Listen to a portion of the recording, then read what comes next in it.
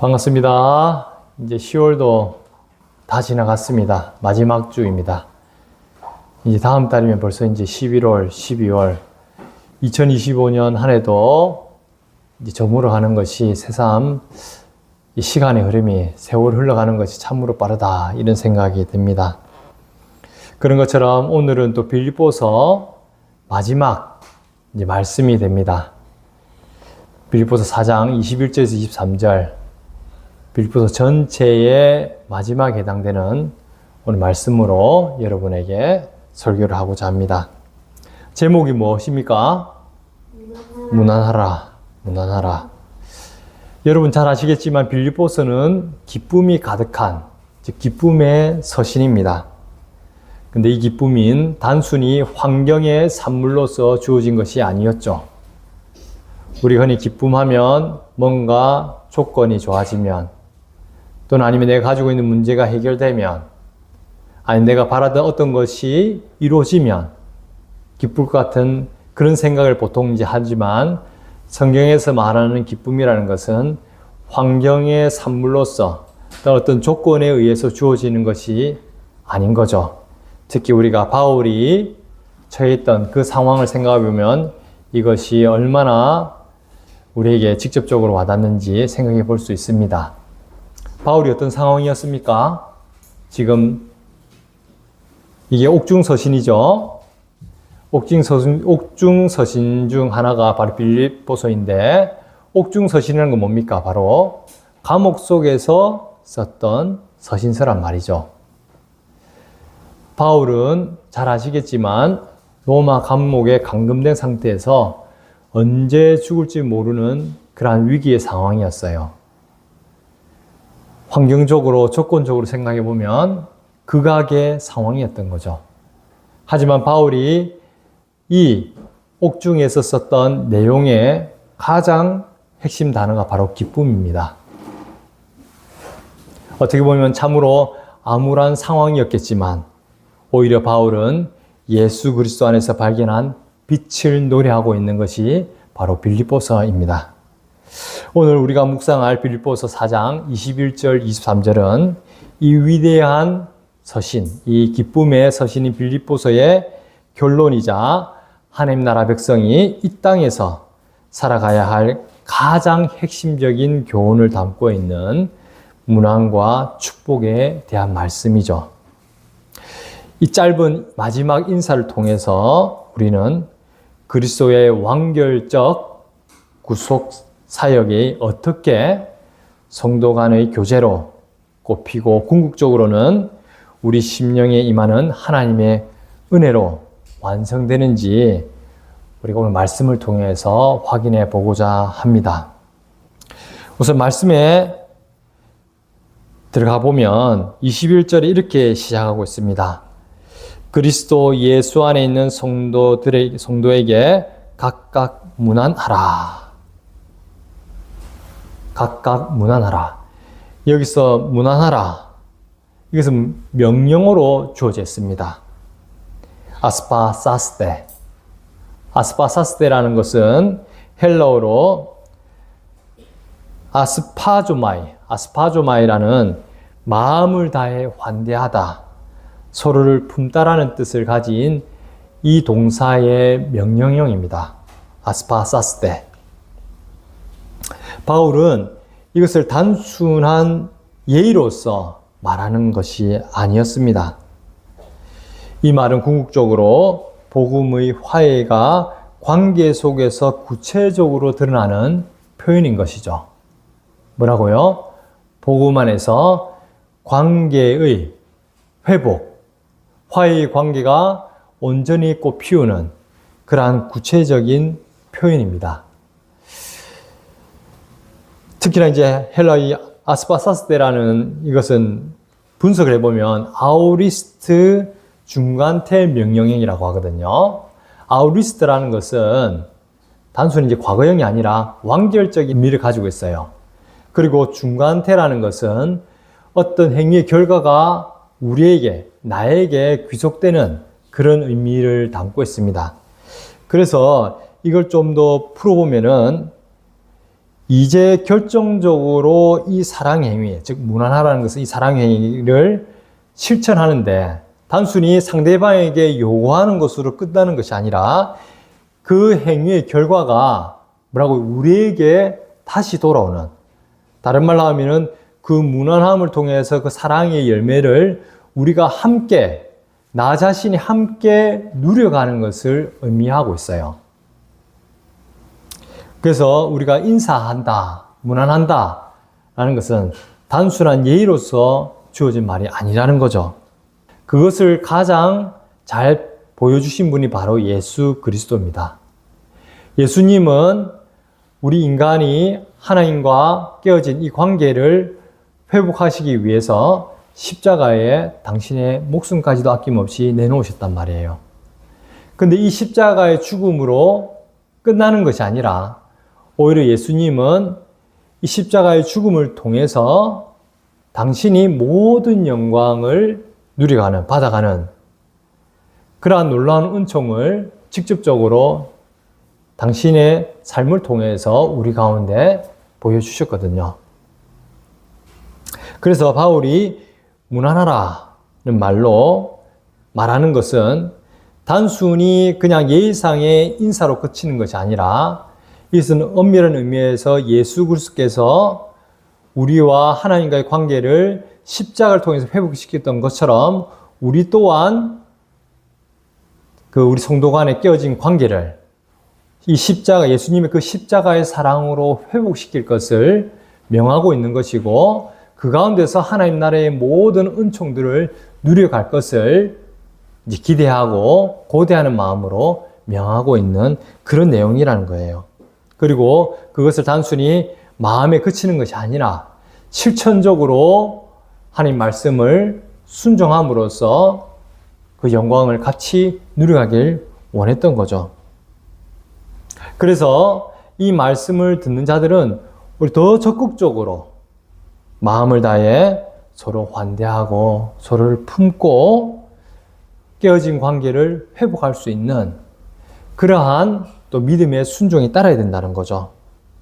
그리했을 때 하나님 나라의 그 풍성한 충만한 기쁨과 은혜가 오히려 우리 가운데는 넘쳐날 뿐만 아니라 우리가 그러한 은혜의 기쁨을 누려가는 그러한 하나님의 영광을 드러내는 삶을 살아가게 된다는 거예요. 에베소서 2장 14절은 이렇게 말하고 있습니다. 그는 우리의 화평이신지라 둘로 하나를 만드사 원수된 것을 자기 육체로 하시고. 예수님이 원수되었던, 하나님과 원수되었던 우리를 하나님과 화평시켰을 뿐만 아니라 또 유대인들과 또 이방인들 사이에 또는 성도 간에 갖가지 여러 가지 끼어져 있던 관계들을 회복시킨 것처럼 우리 또한 어떻게 해요? 마음을 다해 서로 환대하고 서로를 품으면서 즉 이 서로를 적극적으로 문안하는 가운데 그런 하나님 나라의 아름다운 그 사랑의 관계를 회복하라는 겁니다. 따라서 문안의 명령은 그리스도의 십자가가 우리 사이에 담을 허무는 사건의 실제적인 실천인 거예요. 실제적인 실천. 교회는 인사하는 공동체라고 말할 수 있는 거예요. 그래서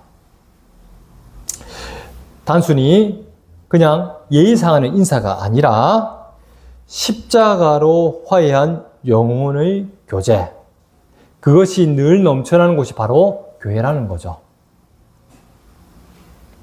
바울은 빌립보 성도들을 지칭할 때 단순히 빌립보에 있는 자들이라고 말하지 않았습니다. 바울은 빌립보 성도들을 향해서 그리스도 예수 안에 있는 성도들이라고 부르는 거죠. 그런 이유가 앞에서 맥락이 같은 거예요. 근본적으로 하나님 나라에서 서로 간에 깨어진 관계가 회복된, 서로를 적극적으로 품고 섬기고 환대하는 그런 아름다운 관계 속에서 그리스도 예수 안에 있는 성도들이라는 이러한 호칭을 사용한 것이죠. 여기서 그리스도 안에, 엔 크리스토라는 말은 우리 신약 전체에 걸쳐서 아주 중심에 있는 단어라고 할 수 있어요. 그래서 바울은 그리스도 안에서 엔 그리스도라는 말을 엄청나게 많이 반복을 합니다.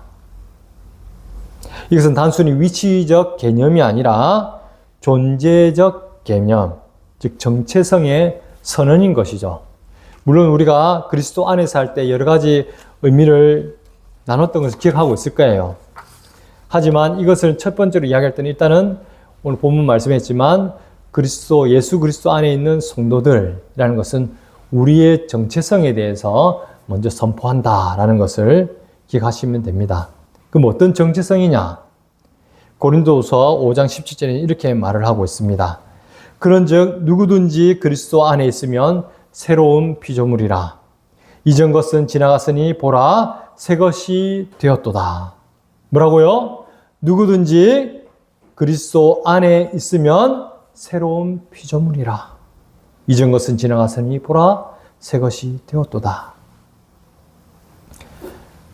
예수 그리스도 안에서 우리는 하나님의 자녀, 그전에는 진노의 자녀로서 하나님 저주받고 멸망받을 수밖에 없는 그런 존재였다면 그리스도 안에서는 이제는 새로운 피조물로서 하나님의 자녀요, 하나님의 상속자로서 온전히 새롭게 된 영생을 누리는 새로운 존재로서 우리가 다시 거듭났음을 이야기하고 있는 말씀이죠.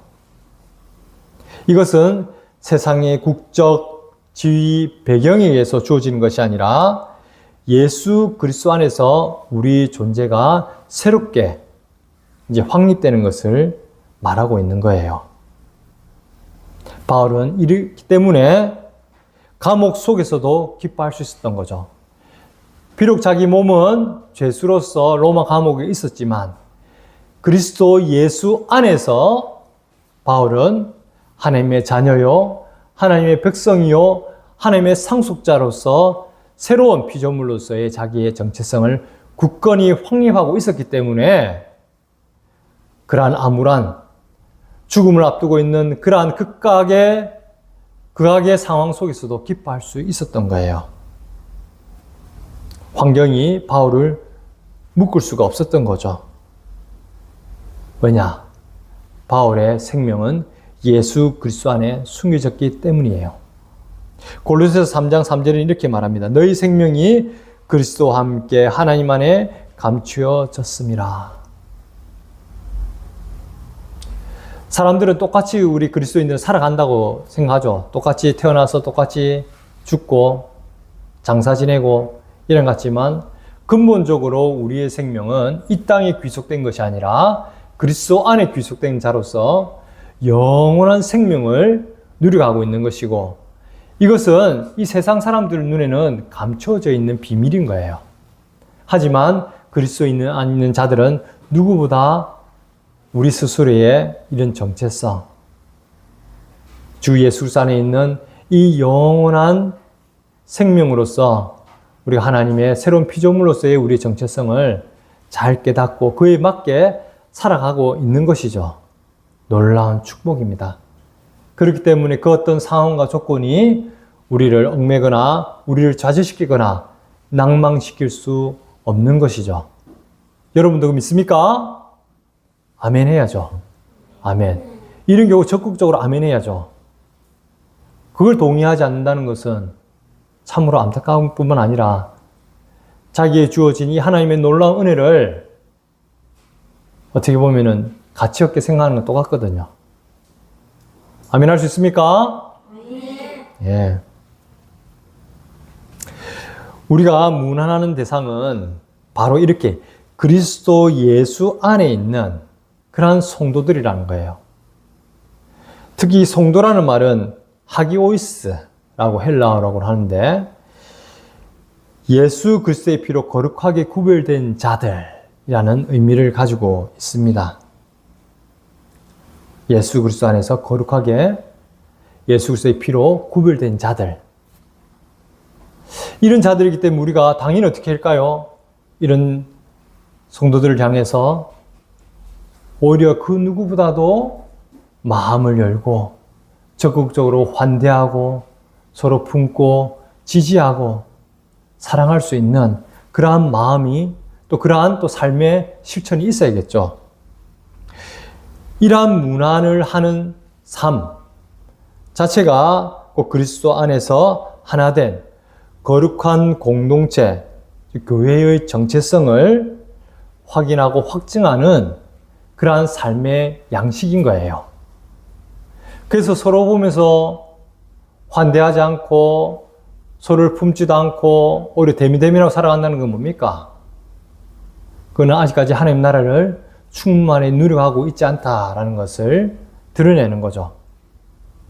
그 좋은 걸 받았음에도 불구하고 하나님께서 그 많은 은총을 감히 이 세상과 비교할 수 없는 그 하나님 나라의 놀라운 은혜의 기쁨을 우리 가운데 늘 제공하고 있는데도 불구하고 그것을 그 가치를 제대로 깨닫지도 못하고 누리지도 못하는 삶이 바로 어떤 거라고요?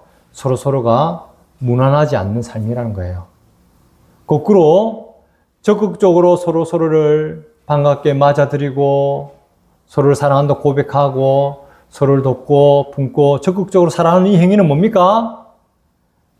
다른 그 어떤 것보다도 우리가 바로 하나님께서 기뻐하는 그 하나님의 백성으로서 그런 하나님 나라의 아름다운 공동체를 이루고 있다는 반증인 거예요. 이 문화를 통해서 우리는 세상의 모든 분열을 오히려 거부하고 거꾸로 뭐예요? 이 세상에는 분열과 갈등이 늘 점철될 수밖에 없는 그런 상황이지만 오히려 이 문안이 적극적으로 행해지는 교회 안에서는 여기는 세상과 다르구나. 뭐라 표현할 수 없지만 여기는 다르구나. 세상 사람들도 알게 된단 말이에요. 그렇기 때문에 당연히 왜요? 거룩하게 구별되었다라고 표현할 수 있는 거죠. 그러한 자들이 바로 성도들인 거예요. 성도들. 우리는 이미 예수 그리스도의 십자가로 세상의 모든 차별적 경계가 무너진 새 언약의 백성으로서 살아가고 있습니다. 그거는 우리가 거부하고 싶다 해서 거부할 수 있는 그런 사안이 아니죠. 이거는 하나님께서 이루신 하나님의 그 영광이 드러나는 사실이기 때문에, 진리이기 때문에 우리는 이것을 아멘으로 받아들여야 되는 거예요. 내가 성도됐다는 것이 얼마나 크고 영광스러운 일인지, 나의 정체성이 하나님께서 누구보다 기뻐하시는 하나님의 새 피조물로서, 하나님의 자녀로서 내가 그러한 존재라는 것을 깨닫고 살아간다는 것은 놀라운 하나님의 축복을 누려가는 증거라는 거예요. 그렇기 때문에 우리는 서로가 적대하거나 거부할 수 없는 거죠. 차별할 수 없는 거죠. 갈라디아서 3장 28절에는 이렇게 말합니다. 너희는 유대인이나 헬라인이나 종이나 자유인이나 남자나 여자나 다 그리스도 예수 안에서 하나이니라. 우리의 가치는 인종, 지위, 성별, 경제적 능력에 있는 것이 아닙니다. 오직 그리스도로 옷을 입은 그 사실 자체에 있다는 거죠. 이 진리를 깨달은 성도라면 서로에게 먼저 다가가 무난하고 환영해야 된다는 거예요. 이것을 우리가 망설일 필요가 없는 거죠. 오히려 적극적으로 이러한 사랑의 실천을 통해서 우리가 그리스도의 몸된 교회임을 증명하는 그러한 놀라운 은총의 도구라는 것을 여러분들이 기억하시고 적극적으로 서로가 서로를 환대하고 환영하고 문안하는, 서로를 품는 그런 아름다운 사랑의 실전이 있길 주의 이름으로 기도드리겠습니다. 그리고 이어서 바울은 이렇게 말을 하고 있습니다. 자신과 함께하는, 즉 이러한 문안을 단순히 자신과 함께하는 형제들 뿐만 아니라 뭐라고요? 모든 성도들이 너희에게 문안하되, 22절에 보면 특히 가해사의 집 사람들 중 몇이니라 라고 이야기하고 있거든요. 특히 여기 우리가 좀 관심을 가져야 될 게 뭐냐면, 주목해야 될 부분이 가이사의 집입니다. 가이사의 집. 가이사가 누군지 알아요? 시저. 로마 황제잖아요. 로마 황제. 어떻게 보면 당시로서는 복음을 가장 적대하는 그런 로마 황제, 그 권력의 중심부를 향해서 바울은 오히려 그 가운데서도 무난하라 라고 말을 하고 있거든요. 이 문화는 다른 것이 아니라 바로 우리에게 이 복음의 능력과 보편성, 이 두 가지를 가르쳐 주고 있는 거예요. 첫째로 우리가 능력으로 볼 때는 바울은 비록 로마 감옥에 감금되어서 어떻게 보면은 환경적으로나 장소적으로나 공간적으로나 여러 물리적으로는 너무나 제한된 상황이었지만 근데 바울이 이 전한 복음은 자기를 적대하고 있는 이 로마 황제의 궁정 깊숙이 투여해서 그 가운데서도 이 예수를 믿고 그리스도 안에서 송도된 자들이 있었다는 거예요. 이게 놀라운 복음의 능력입니다. 그래서 바울이 여기서 가이사의 집 사람들 중 몇 채도 뭐라고요? 무난하라는 말을 쓰고 있는 거예요. 복음은 인간의 어떤 권력이나 장벽, 어떻게 보면 우리 스스로가 너무나 저게 어떻게 우리가 복음을 전해? 그래서 회교권이 있는 중앙아시아라든지 이슬람 국가에 어떻게 우리가 복음을 전해? 또는 공산국가라든지 이런 데도 어떻게 저기 복음을 전해? 우리 스스로를 볼 때는 어떻게 저곳에 복음을 전할까? 아니면 언어조차 제대로 정립되지 않는 미주노 정덕에게 어떻게 복음을 전할까? 우리 스스로는 한계를 둘지 모르겠지만 하나님의 이 복음은 결코 그 한계의 장벽으로 막을 수 있는 것이 아니라는 거예요. 세상의 그 어떤 권력도 장벽도 능히 돌파하는 것이 바로 이 복음의 능력이라는 거죠. 그리고 이것은 뭐냐면 또 다른 한편으로 보면 두 번째로는 복음의 보편성에 대해서 이야기를 하고 있습니다. 복음은 지고화를 막론하고 모든 사람을 변화시킬 수 있다는 거예요. 가장 강력한 권력을 지닌 자들이나 그들을 섬기는 노예들까지도 그리스도 안에서 성도라는 하나의 이름으로 무난할 수 있는 그러한 복음의 보편성이 그들 가운데 적용되는 거죠. 누구에는 되고 누구에는 안 되고 이런 것이 아니라 그 어떤 사람들도 하나님께서는 복음으로 변화시킨다는 거예요. 그래서 복음 안에서 그리스도 안에서 하나 되게 하신다는 거죠. 그리고 이렇게 하나 되게 하는 가장 큰 강력한 힘은 뭐냐면 바로 문안이라 했지만 또 다른 표현은 뭘까요? 바로 사랑이라는 거죠. 사랑.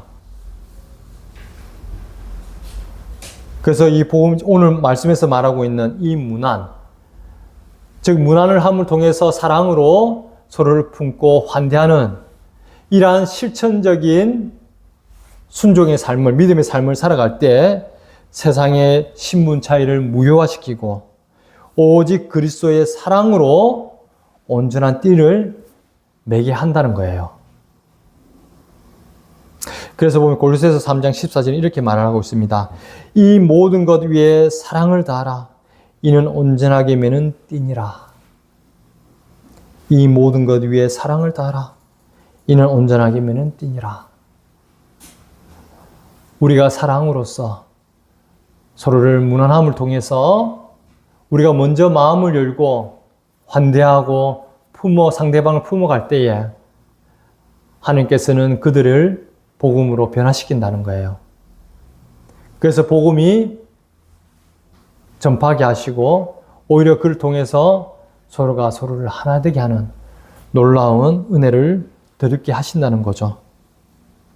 그리고 이러한 사랑의 띠로 묶일 때 교회는 진정한 의미에서 하나님 나라의 완벽한 모습을 이 세상에 드러나게 된다는 거예요.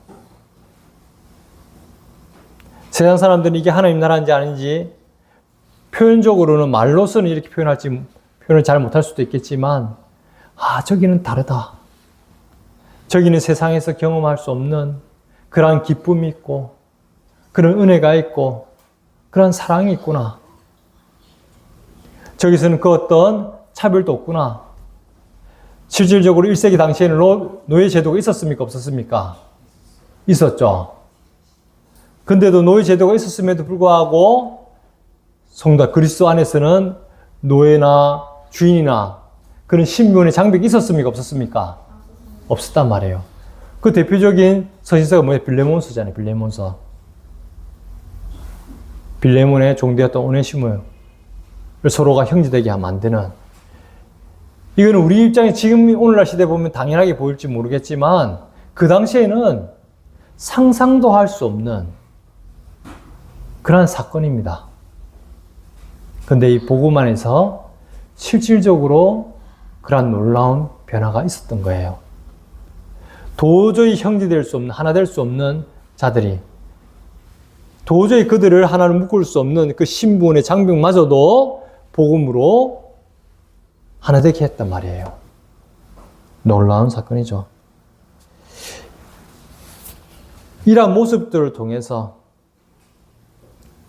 뭐냐면 세상 사람들은 하나님 나라가 너희 가운데 있느니라는 예수님의 그 말씀이 그대로 실현되는 것을 확인하게 되는 거죠.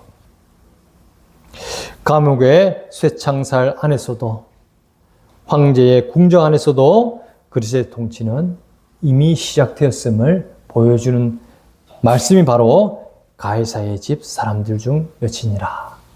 그들에게도 문안한다는 자체가 바로 그러한 황제의 궁정에도 복음이 전해지고 그 가운데서도 하나님 나라가 이미 임했다는 것을 드러낸다는 거예요. 문안하는 말 속에는 하나님 나라의 조용한 침투력이 담겨 있는 겁니다. 권력의 중심을 무너뜨리는 것은 칼이 아니라 복음의 인사와 은혜의 나눔이라는 거죠.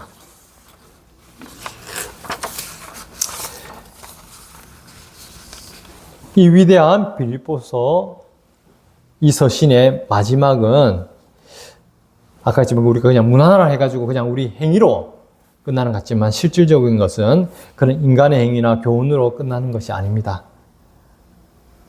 이것은 보면 오직 주권적인 하나님의 은혜에 대한 축복 기도로, 이제 우리가 말하는 강복선언이죠. 하나님 나라의 복을 선포하는 그런 은혜의 기도로, 축복 기도로 완결되는 것을 볼 수 있어요. 그것이 바로 무슨 말씀입니까? 바로 23절 말씀이죠. 주 예수 그리스도의 은혜가 너희 심령에 있을지어다. 빌립보서의 맨 마지막 구절이 바로 이 말씀인 거죠. 그래서 바울의 모든 말씀, 모든 서신에는 은혜로 시작해서 은혜로 마칩니다. 성경의 모든 말씀은 그래요. 은혜로 시작해서 은혜로 마치는 것. 이 축도의 말씀은 빌립보서의 모든 기쁨과 평안의 근원이 어디에 있는지 명확히 보여주는 말씀인 거죠. 빌립보서는 인간의 행위가 아니라 하나님의 은혜로 살아가는 기쁨의 복음서라는 거죠. 뭐라고요? 하나님의 은혜로 살아가는 기쁨의 복음서. 바울이 외쳤던 건 기뻐하라. 내가 내게 말하노니 기뻐하라. 라는 그 기쁨의 근원이 바로 어디 있다고요? 하나님의 은혜에 있다라는 것을 맨 마지막 이 말씀을 통해서 우리는 확인할 수 있는 거예요. 히브리서 12장 15절은 이렇게 말합니다. 너희는 하나님의 은혜에 이르지 못하는 자가 없도록 하고. 성도는 은혜를 떠나면 방향을 잃게 되어 있습니다. 제가 자주 하는 말 있죠. 감사가 없으면 나에게 무슨 문제가 있다. 나에게 평소에 감사하는 말이 없어지면, 언어가 없어지면 뭔가가 문제가 있다라고 여러분 인식을 해야 되는 거예요. 다른 말로 하면은 하나님의 은혜가 없다고 느껴지면은 우리 삶 가운데 뭔가 문제가 있는 것을 여러분 인지를 해야 된다는 거죠. 은혜가 너희 심령에 있을지어다. 이것은 단순한 인사가 아니라 성령의 생명 선언인 거예요. 성령의 생명 선언. 은혜는 교회를 이루고 있는 이 성도들의 숨결 같은 거예요. 숨결. 성도의 호흡이라는 거죠. 호흡하는 것은 뭐 어떻습니까? 끊임이 있습니까? 없습니까? 흡, 공기를 들이마시고 흡, 호, 공기를 내뱉고 하는, 이것은 늘 어떻게 우리가 의식하든 무의식적이든 일상적으로 계속해서 일어나는 현상이죠. 이런 이 호흡처럼 우리 성도들이 살아가는 그 근간이 바로 하나님의 은혜에 있다는 거예요. 끊임없이 하나님께서는 우리에게 이러한 은혜를 공급하시고 감히 우리가 헤아릴 수 없는 그 은혜로 우리를 살아가게 하신다는 거예요.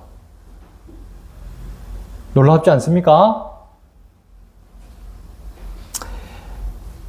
헬라어로 은혜는 카리스라고 말을 합니다. 카리스. 이것의 의미는 뭐냐면 값없이 주시는 하나님의 선물이라는 뜻이죠. 값없이 주시는 하나님의 선물. 우리가 무엇해서 하나님께서 주시는 선물이 아니라 우리는 아무 자격이 없지만 오히려 하나님을 대적하고 저주받고 하나님의 진노 아래 죽고 멸망할 수밖에 없는 죄인이었지만 그런 죄인된 우리를 위해서 아무 값없이 예수님이 십자가에 우리의 모든 죄를 위해 죽으셨단 말이에요. 거기서 끝나는 것이 아니라 부활하시고 승천 승계하셔서 하나님 나라의 그 모든 영광까지도 죄인된 우리에게 주셨단 말이에요. 값없이. 그걸 보증으로서 보내신 분이 누구라고요? 바로 성령 하나님이라는 거죠. 이란 하나님의 은혜, 카리스라는 거예요. 이는 우리가 서로 무난하고 기뻐하고 자족할 수 있는 모든 힘의 근원인 거죠. 우리가 살아가는 모든 생명의 근원과도 같은 거예요. 우리 구원이 우리가 이뤘습니까? 아니요. 우리가 어떤 행위가 있었습니까? 아니죠. 오직 은혜로 말미암았음을 오늘 말씀을 통해서 우리는 다시 확인할 수 있는 겁니다. 그런 자들은 당연히 어떻게 해요? 하나님께서 우리에게 주시는 이런 신앙을 가지고 살아간다는 것은 당연히 이런 하나님께 엎드리며 겸손한 삶을 살 수밖에 없다는 거죠. 겸손하게. 나에게는 자랑할 수 있는 거리가 아무것도 없잖아요. 오직 예수 그리스도 외에는, 오직 하나님의 은혜 외에는 자랑할 것이 없는 자로서 겸손한 삶을 살아가게 된다는 거예요. 너희는 그 은혜로 인하여, 은혜에 인하여 믿음으로 말미암아 구원을 받았으니 이것은 너에게서 난 것이 아니요 하나님의 선물이라. 행위에서 난 것이 아니니 이는 누구든지 자랑하지 못하게 함이라. 에베소서 2장 8절에서 9절 말씀. 이 말씀이 누구예요? 우리 믿음이, 셋째 믿음이의 이름에 그 근거가 되는 말씀이 바로 이 말씀이에요. 뭐라고요? 너희는 그 은혜에 인하여 믿음으로 말미암아 구원받았으니 이는 너에게서 난 것이 아니요 하나님의 선물이라. 하나님의 선물. 우리는 우리의 선행을 자랑할 수 있는 것이 아무것도 없습니다. 오직 우리를 구원하신 주 예수 그리스도의 은혜만을 자랑하는 자들인 거죠. 또 그렇게 해야만 하는 거고 그것이 사실이기 때문에 이 은혜로 말미암아 우리는 서로서로 무난할 수 있는 거예요. 저 사람이 어떤 자격을 갖춰서 우리가 환대하고 품고 섬기고 살아가는 것이 아니라 우리가 그 하나님의 놀라운 은혜를 받은 자들이기 때문에 그 하나님의 뜻을 받들어서 마땅히 먼저 무난하는 삶을 살아간다는 거예요. 바울은 이 은혜가 빌립보 성도들의 그 심령, 푸니마토스, 심령, 곧 그들의 가장 깊은 영혼의 자리에 충만하기를 축복하고 있습니다. 이 축도는 그들의 삶이 앞으로 어떤 고난과 시험을 만나든지 주 예수 그리스도의 통찰에 흔들리지 않는 그런 하나님의 충만한 은혜와 그러한 기쁨을 간직하길 바라는 마음뿐만 아니라 하나님이 실질적으로 너희를 그러한 은혜로 덮으신다는 하나님의 그런 선포인 거죠. 복음의 선포인 거예요.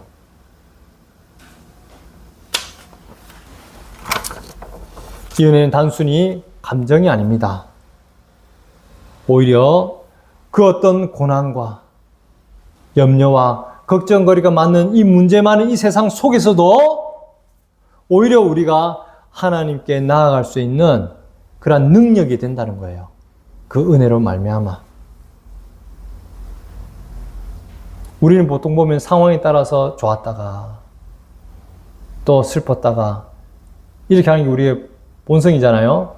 하지만 믿음의 삶을 살아가는 이러한 성도들은 하나님의 그 은혜에 충만히 깃들린 삶을 살아가는 우리 성도들은 그런 상황과 조건에 오히려 고난받고 멸시받고 도저히 해결될 수 없는 문제가 보일 때 오히려 진정한 힘을 발휘하면서 그런 상황 가운데서도 먼저 감사하고 기뻐할 수 있는 자들이 바로 성도라는 거예요. 왜? 오히려 그럴 때일수록 하나님의 그 놀라운 은혜가 얼마나 크고 강력한 것인지 우리를 통해서 하나님이 온전히 드러내시거든요. 그래서 오히려 우리는 그런 어려움이 닥칠 때 기대를 해야 되는 거죠. 평소 때도 당연히 우리가 하나님께 감사하며 살아가지만 좋을 때뿐만 아니라 오히려 어렵고 힘든 고난과 역경 가운데서 오히려 먼저 감사할 수 있는 그런 하나님의 은혜가 우리 가운데 충만하길 기도하겠습니다. 우리의 삶은 어떻게 보면은 끊임없이 그런 어려움에 낙심하고 좌절할 수밖에 없는 그런 상황이 계속해서 지속되고 있는 것이 사실입니다. 하지만 거기에 우리가 함몰되는 것이 아니라 오히려 이런 하나님의 그 은혜의 축복에 매여서 담대히 나아가는 삶을 살아가야 된다는 거죠. 그러므로 우리는 긍휼하심을 받고 때를 따라 돕는 은혜를 얻기 위하여 은혜의 보좌 앞에 담대히 나아갈 것이니라. 히브리서 4장 16절에 이렇게 말하고 있어요. 우리의 큰 대제사장이신 예수 그리스도로 말미암아 우리는 언제든지 죄의 연약함에도 불구하고 하나님의 긍휼과 그 때에 합당한 적절한 도움을 받고 지금까지 살아왔고 앞으로도 그러한 은혜로 그러한 하나님의 놀라운 은혜 가운데 살아간다는 거예요. 이러한 믿음이 우리 심령을 지키고 또 실질적으로 그러한 믿음의 삶을 살아감으로써 이 환경을 뛰어넘고 참된 자족과 기쁨과 감사의 삶을 살아가게 될 줄로 믿습니다. 믿습니까? 결론입니다. 사랑하는 성도 여러분, 빌립보서 전체는 이 은혜를 받은 성도의 삶이 어떠해야 하는지 가르쳐주고 있습니다. 그 삶의 최종적인 증거는 서로 무난함으로 사랑하는 교제의 삶을 살아간다는 거예요. 바울의 무난하라 아니 이 명령은 결국 우리가 우리 가운데 있는 여러 가지 경계, 그 모든 경계를 허물고 예수 그리스도의 그 십자가의 은혜 아래서 서로를 용납하고 사랑해야 하는 것을 우리에게 말하고 있는 거죠. 우리는 이 사랑이 무난히 이런 사랑의 문화를 통해서 이 세상 속에서는 감히 경험할 수 없는 그 하나님 나라의 그리스도 안에 있는 그런 성도로서의 우리 자신의 정체성을 온전히 드러내는 강력한 표로서 살아가게 된다는 거죠. 너희가 서로 사랑하면 이로써 모든 사람이 너희가 내 제자인 줄 알리라. 우리가 그리스도 안에서 성도, 또 다른 말로 하면은 예수 그리스도의 제자된 자로서, 또 예수 그리스도의 그 피로 구원받은 그런 거룩한 구별된 자로서 우리가 더욱 사랑할 수 있길 기도하겠습니다. 바울의 편지는 감옥에서 끝났지만 결코 감옥에 갇히지 않았죠.